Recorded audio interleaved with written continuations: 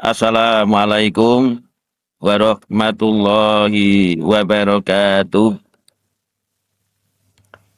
Innal hamdalillah nahmaduhu wa nasta'inuhu wa nastaghfiruh wa na'udzu billahi min sururi anfusina wa min sayyiati a'malina.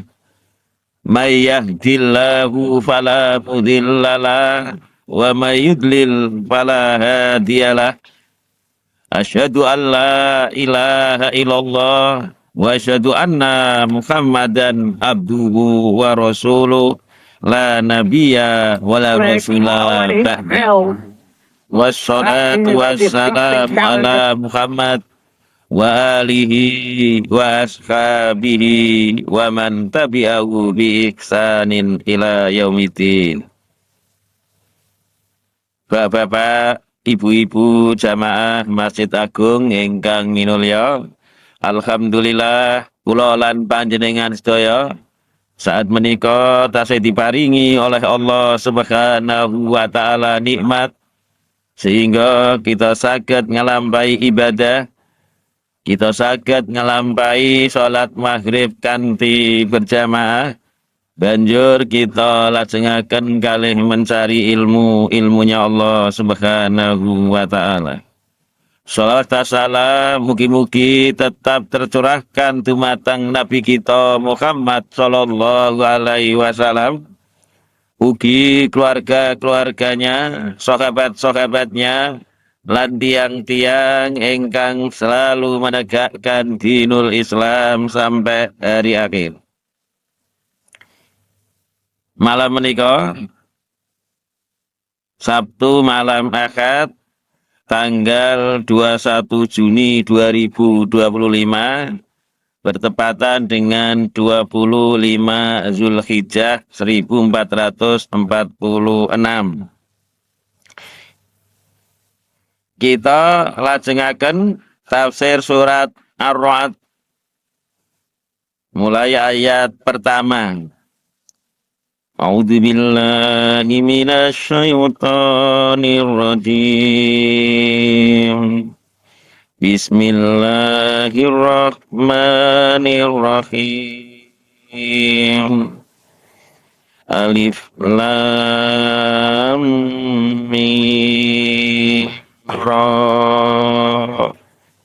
Tilka ayatul kitabi walladzi unzila ilaika mir rabbikal haqq walakinna aktsaran nasi la yu'minun.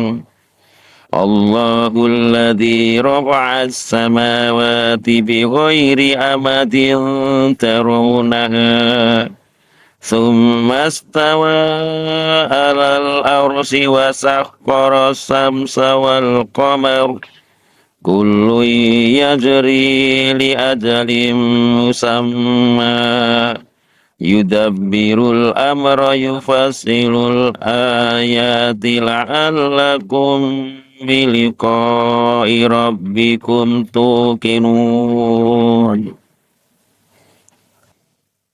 Alif lam mim ra.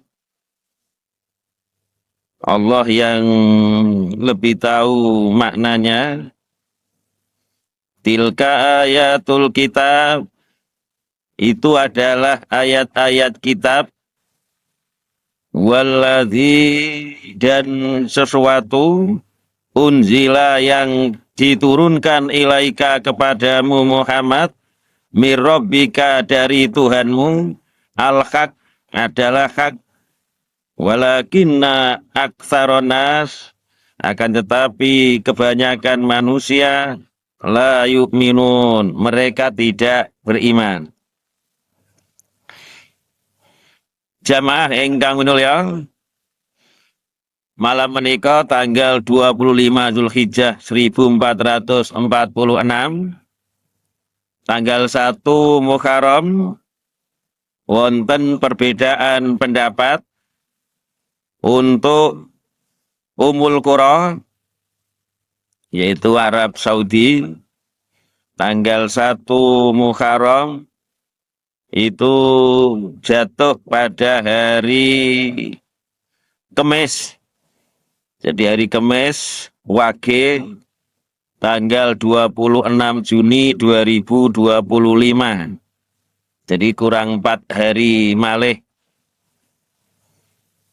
Berarti Zulhijjah menika umure 29 hari menurut Ummul Qura, juga menurut kalender Hijriyah global tunggal yang dipakai oleh Muhammadiyah sebagai kalender yang baru, di mana kalender Hijriyah global tunggal itu patokan yang jadi patokan apabila di seluruh dunia itu hilal di atas ufuk itu 5 derajat, maka semua daerah termasuk Indonesia yang belum hilal masih di bawah ufuk itu sudah dianggap tanggal 1. Jadi untuk malam Kemis yang akan datang, hilal atau bulan di Jawa Tengah itu di bawah ufuk. Ya. Tetapi nanti kalau sampai di daerah barat sana, itu hilal sudah di atas ufuk 7 derajat. Maka menurut kalender Hijriyah global tunggal itu sudah dianggap tanggal 1. Dan Muhammadiyah itu menggunakan kalender Hijriyah global tunggal mulai Muharram depan, bulan depan Muharram. Jadi yang tanggal 1 Muharram jatuh hari Kemis itu Ummul Qura dan kalender Hijriyah global tunggal. Ummul Qura patokannya tanggal 1 adalah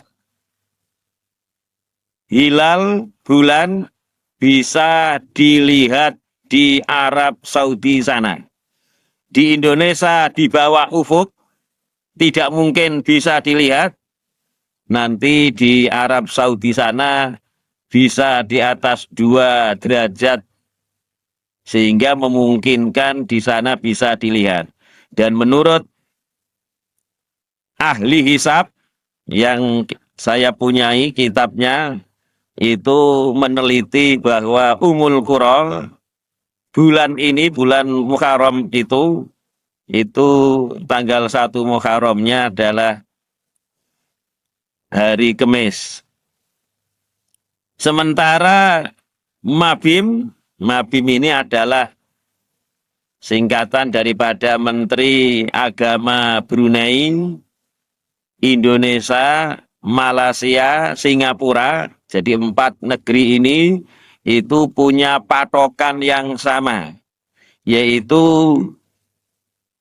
jika hilal di atas ufuk 3 derajat, maka itu tanggal 1 Hijriah. Dan Rebo malam Kemis, hilal di bawah ufuk. Sehingga Indonesia, Malaysia, Brunei, Singapura, tanggal 1 Muharram itu jatuh pada hari Jumat Kliwon, tanggal 27 Juni 2025. Termasuk juga wujudul hilal, yaitu teori yang digunakan Muhammadiyah tahun kemarin dan tahun-tahun sebelumnya, itu menetapkan tanggal 1 Muharram jatuh pada hari Jumat. Kita kembali ke tafsir surat Ar-Ra'd ayat 1. Jadi alif lam mim ra. Ini banyak sekali penjelasannya. Ada yang mengatakan alif itu adalah Allah, Lam itu nama dari nama Allah yaitu Latif.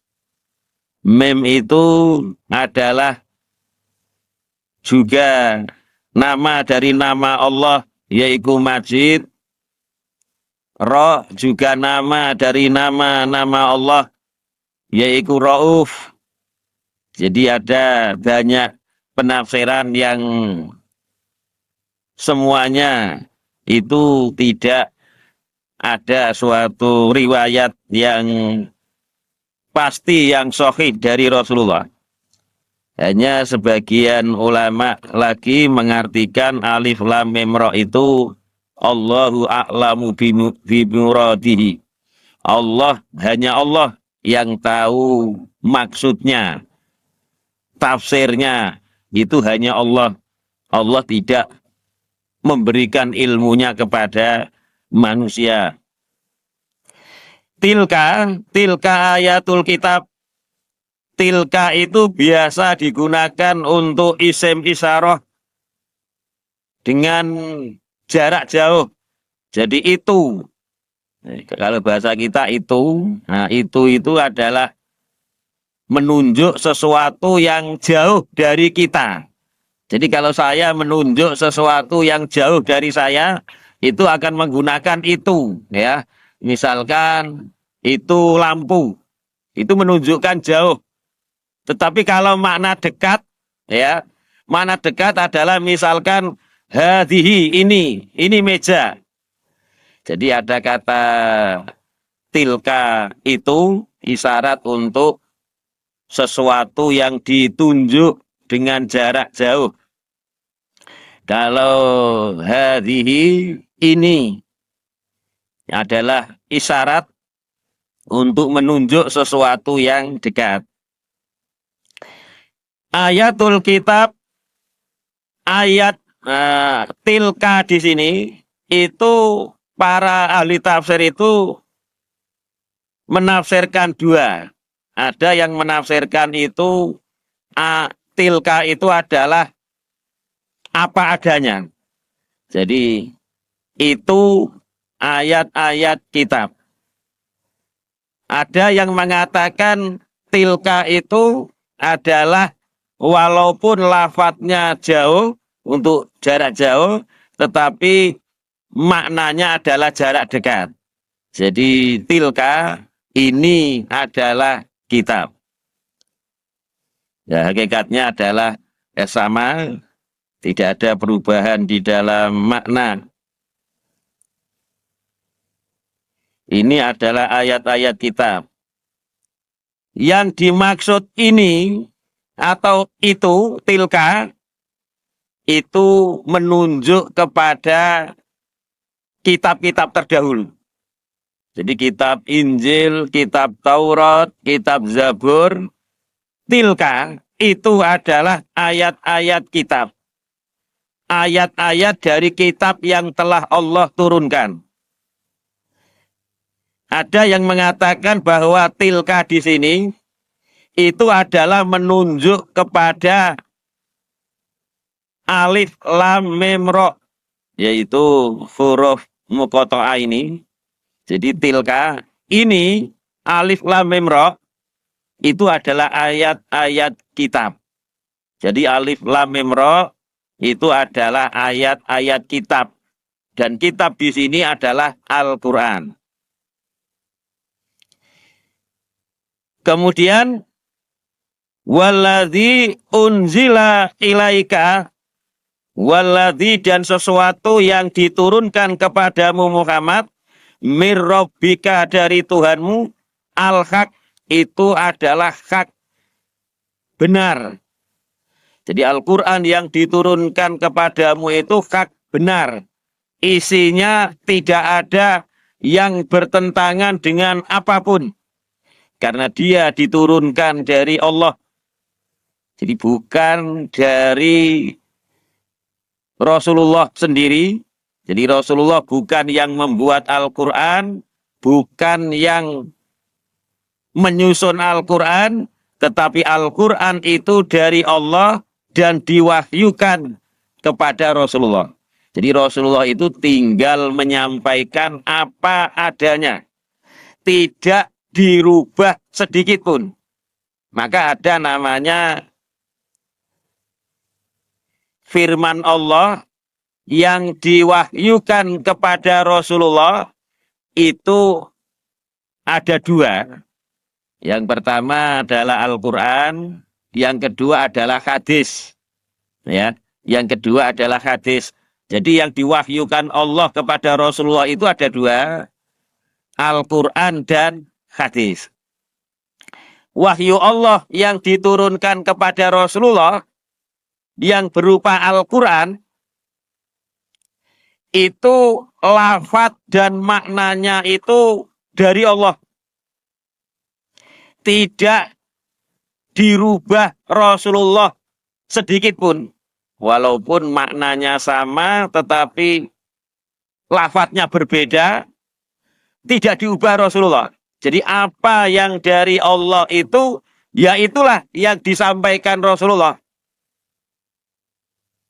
Ada lafadz Arab yang maknanya sama, lafadznya berbeda. Ya ayyuhalladzina amanu idza nudiya lis-sholati mi yaumil jumu'ati fas'au ila dzikrillah. Fas'au itu maknanya bersegeralah kepada zikrullah. Jadi apabila adzan Jumat, fas'au bersegeralah untuk mengingat Allah dalam arti sholat Jumat. Lafaz dari Allah yang diwahyukan kepada Rasulullah itu fas'au. Disampaikan Rasulullah apa adanya sebagaimana dalam Al-Quran yang kita baca. Walaupun ada makna yang sama.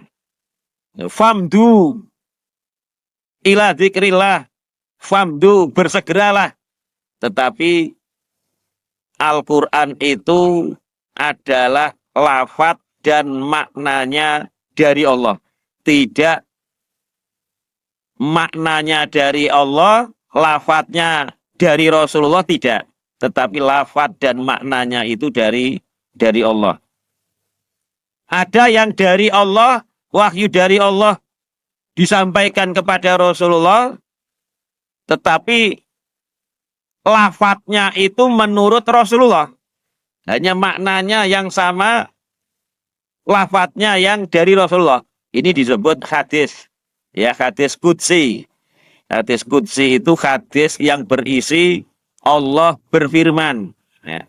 Jadi kalau di dalam Al-Quran, misalkan qala Rasulullah sallallahu alaihi wasallam, Rasulullah sallallahu alaihi wasallam bersabda, qala Allahu ta'ala, Allah ta'ala berfirman, ini adalah hadis qudsi.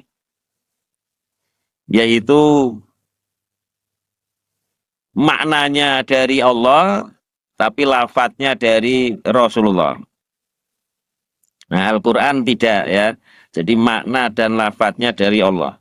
Jadi Al-Quran yang diturunkan kepadamu Muhammad itu hak benar dari Allah, hak isinya benar, tidak ada yang bertentangan dari sisi bahasanya, dari sisi ilmu pengetahuan, dari sisi hukum, dari sisi semua hal, itu tidak ada yang bertentangan. Walakinna aktsaronas, akan tetapi kebanyakan manusia la yu'minun, mereka tidak beriman kepada Al-Quran. Jadi tidak semua sesuatu yang benar itu akan dipegangi manusia. Justru di dalam ayat ini akeh wong iku tidak beriman kepada Al-Quran. Ada yang tidak beriman kepada Al-Quran itu disebabkan karena jahil, ya, karena tidak tahu, karena kebodohannya tidak mempelajari Al-Quran, sehingga dia tidak tahu. Karena tidak tahu isi Al-Quran, maka dia tidak mengimani apa yang ada di dalam Al-Quran. Ada yang tidak beriman kepada Al-Quran itu karena berpaling. Jadi kalau ada Al-Quran dibacakan, dia tidak mau mendengar. Kalau ada khutbah dan lain-lain, dia tidak mau mendengarkan, maka dia tidak beriman. Sehingga dia menutup diri, tidak menerima apa yang ada di dalam Al-Quran. Ada yang tidak beriman kepada Al-Quran itu karena menentang. Dia dengarkan Al-Quran, tetapi dia tidak mengimani. Justru dia mencari-cari Al-Quran, ayat-ayat Al-Quran yang ayatnya bisa dibelokkan ke sana dan kemari. Tidak sesuai dengan apa yang dikehendaki daripada ayat tersebut. Maka untuk mengerti apa kehendak ayat tersebut, kita harus mengikuti apa yang dijelaskan oleh Rasulullah SAW, juga dijelaskan oleh para sahabat, karena mereka lah orang yang paling mengerti. Jadi ada yang menentang Al-Quran, tidak beriman kepada Al-Quran karena ketidaktahuannya, ada yang tidak beriman kepada Al-Quran karena berpaling, tidak mau mendengar, ada yang berpaling, tidak beriman kepada Al-Quran, mau mendengarkan Al-Quran dengan tujuan mencari-cari kesalahan atau ayat-ayat yang bisa difahami menurut hawa nafsu mereka. Ya. Seperti wa'bud robbaka hatta yahtiyakal yakin. Sembahlah Allah sampai datang yakin. Yakin di sini dimaknai ya yakin. Nek wis ibadah lama kepada Allah dan sudah yakin kepada Allah, ya sudah tidak usah ibadah lagi.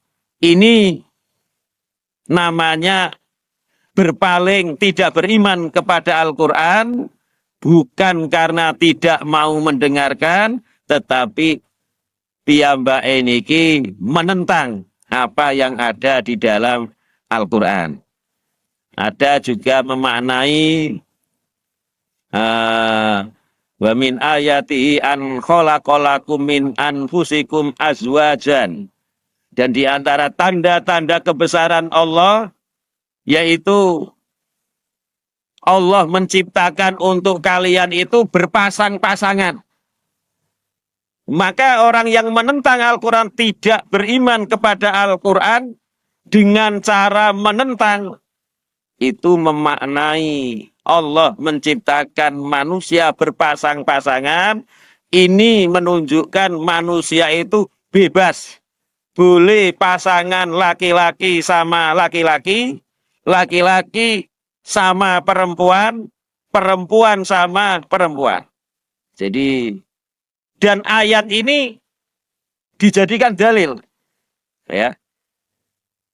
Dan orang-orang itu mengaku Islam. Cuma belajarnya Islam itu di barat. Ya.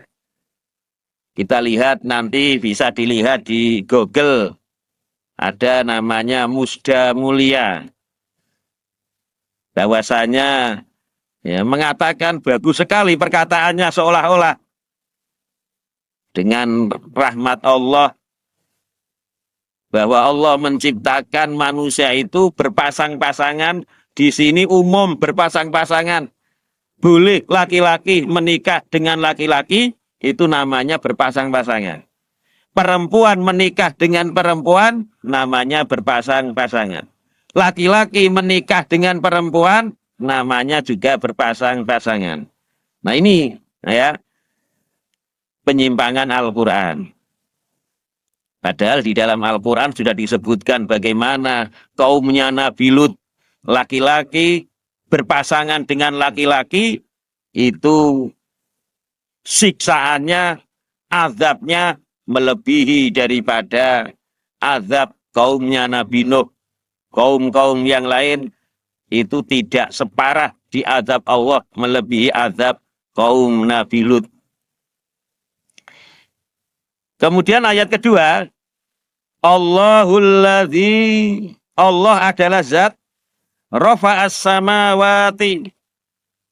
Allah mengangkat langit-langit bi ghairi amadin, tanpa tiang, tarawunaha, kalian melihatnya. Tsummastawa alal ars, kemudian Allah bersemayam di atas ars.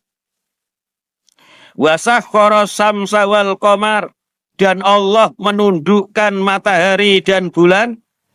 Kulun, semuanya, yajri, berjalan, li ajali musamman, kepada waktu yang telah ditentukan.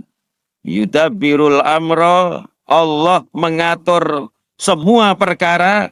Yufasilul ayat, Allah menjelaskan ayat-ayat ini. La'allakum, mudah-mudahan kalian, biliqa'i rabbikum, terhadap hari bertemu dengan Tuhan kalian, tuqinun, kalian yakin. Jadi Allahul ladzi rafa'as samawati bi ghairi amadin tarawunaha. Allah adalah zat yang telah mengangkat langit. Langit diangkat tanpa tiang yang kalian melihatnya. Ada yang menafsirkan bahwasanya Allah mengangkat langit tanpa tiang yang kalian lihat. Itu maksudnya langit itu kokoh di atas kita, di atas manusia. Itu tanpa ada tiang. Dan manusia melihatnya. Jadi kita lihat, ya, tidak ada penyanggah daripada langit ini. Bahwa Allah menjadikan bumi sebagai alas, sebagai tempat berpijak, dan menjadikan langit sebagai atap. Ya, seolah-olah itu bangunan yang kokoh. Kita lihat bangunan rumah kita, ya, bawahnya ini, lantainya adalah bumi. Atapnya genteng itu bagaikan langit. Dan kita mempunyai bangunan, atap kita itu semuanya ada tiangnya, ada penyanggahnya. Sementara langit tidak ada penyanggahnya. Ada yang mengatakan bahwa langit itu, ya, di dalam ayat ini Allah zat yang mengangkat langit tanpa tiang yang kalian lihat. Tetapi sebenarnya ada penyanggahnya, ada tiangnya. Ya. Jadi makna ayat ini, Allahul ladzi rafa'as samawati, Allah zat yang mengangkat langit, bi ghairi amadin tarawunaha, yang kalian lihat itu tidak ada tiangnya, tetapi ada tiangnya. Hanya mata kita melihat, tidak ada tiangnya. Tetapi Allah, ya, mengangkat langit ini ada tiangnya. Jadi ada dua tafsir bahwa langit itu tidak ada tiangnya, sebagaimana yang kita lihat. Ada yang menafsirkan bahwa langit itu ada tiangnya, tetapi kita tidak melihat tiangnya. Barangkali tiangnya adalah sesuatu, ya, kekuasaan Allah, atau sesuatu zat apa yang kita itu tidak, mata kita tidak bisa melihat. Wallahu a'lam, Allah yang lebih tahu. Yang dengan kekuasaan Allah, Allah bisa menciptakan langit tanpa tiang, dan juga dengan kekuasaan Allah, Allah bisa menciptakan langit dengan tiang, tetapi kita tidak bisa melihat tiangnya. Jadi itu, ya, kehendak Allah, kekuasaan Allah, dan Allah dua-duanya berkuasa. Summastawa alal ars, kemudian Allah bersemayam di atas ars. Nah, ini para sebagian besar ulama-ulama dahulu itu kata-kata istawa, bersemayam, dan kata-kata alal ars, di atas ars, Itu umpama manusia. Ini ibaratnya ini manusia, bukan kita anggap kita mencontohkan manusia.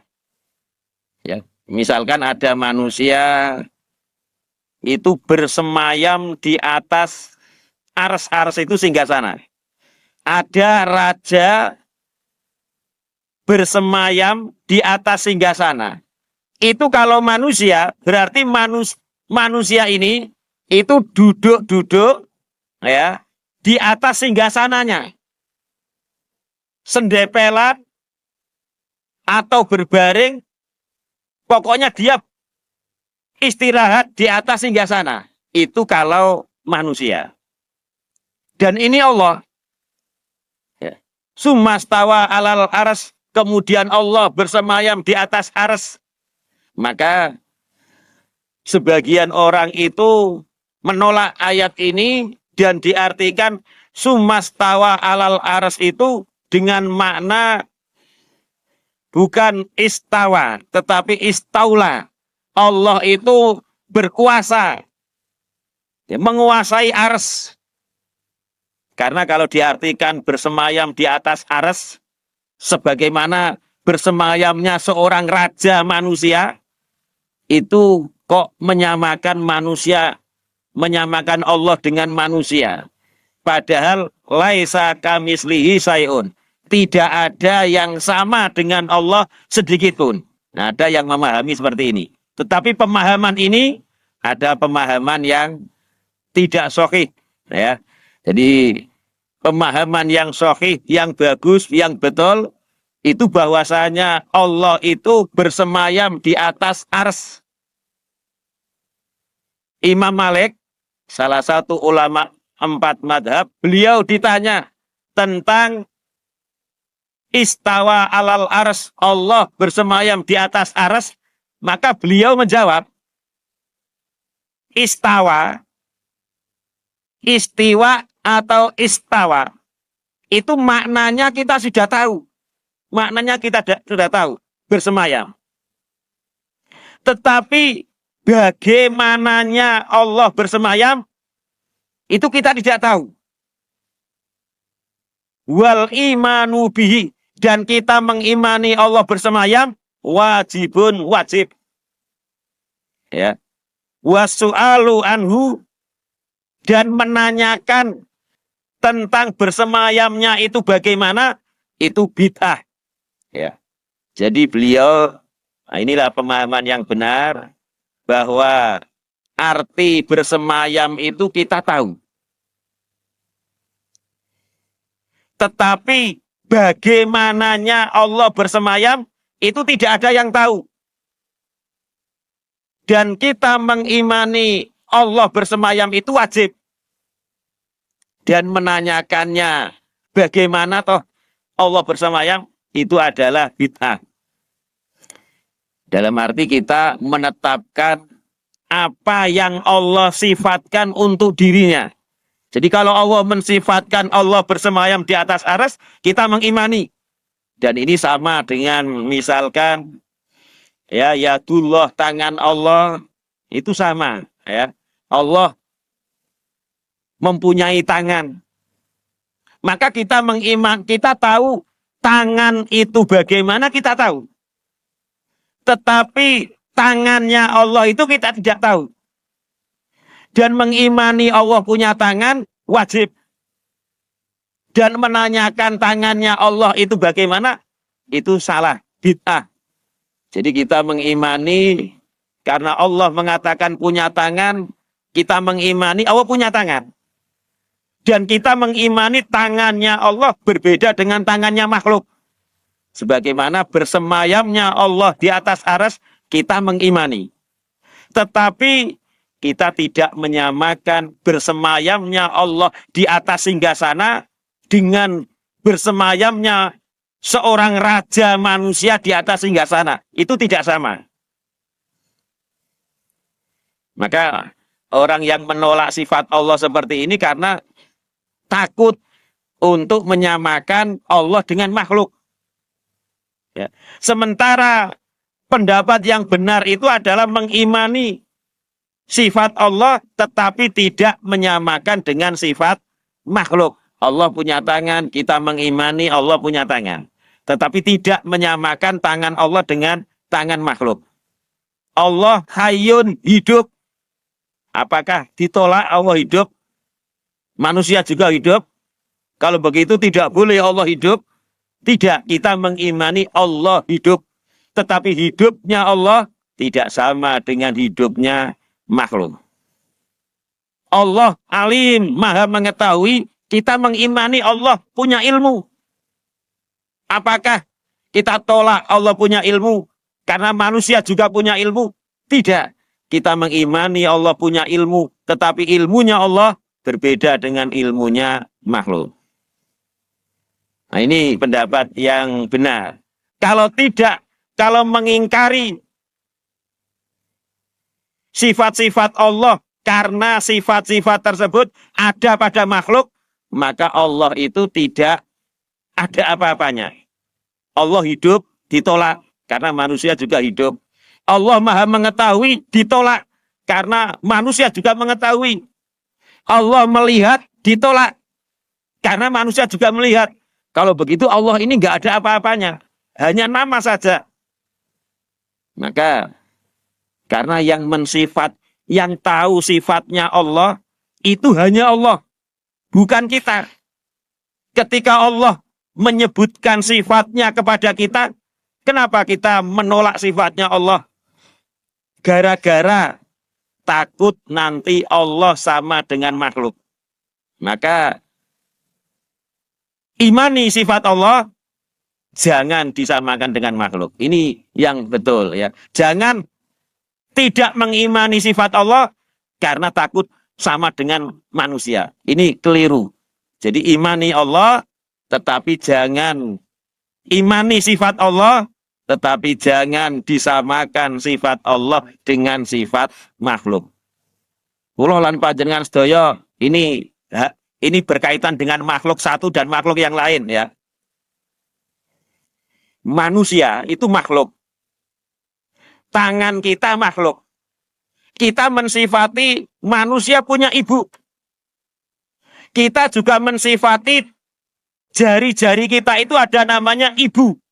Sama-sama disifati manusia punya ibu. Jari-jari punya ibu. Ini sama-sama makhluk. Tetapi ibunya manusia dengan ibu jari berbeda. Ya, sama-sama namanya. Makanya kita mengimani ya, Allah punya mata, mengimani Allah punya tangan, pokoknya yang Allah sebutkan.